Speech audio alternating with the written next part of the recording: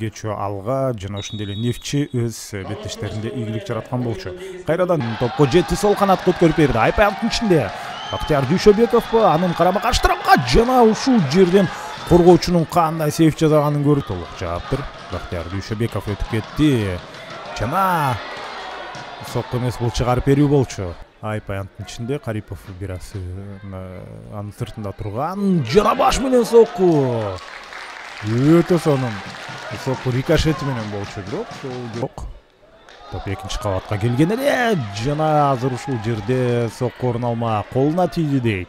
Тутуп алды эле, ошондуктан кандайдыр бир деңгээлде Нефтчи үчүн бул матч реванш. Ошмал дер менен алай, албетте бул дерби сөзсүз түрдө. Азыр баш менен сокку Алири койгон. Топ ишти көздөй чимирилбей калды. Азыр эч ким жок, офсайд да жок экен. Андыктан сол тараптан өтө ишенимдүү кенденен ыргытып берүүсү. Вениамин Шумейкага жетип бара жаздаган сокку Чыңгыз Идрисовдон төш мунчур келди го дейм. Кайсыл тарап аны ишке ашырып кетет болду экен. Азырынча алай кезектеги чабуулун ишке ашыруу менен алек. Ушул жерде соккуну узатса болот. Сол бутка алды, жана жакынкы бурчка идеалдуу сейф. Азыр дагы жаңылбасам бул жерде Чыңгыз Идрисов болчу.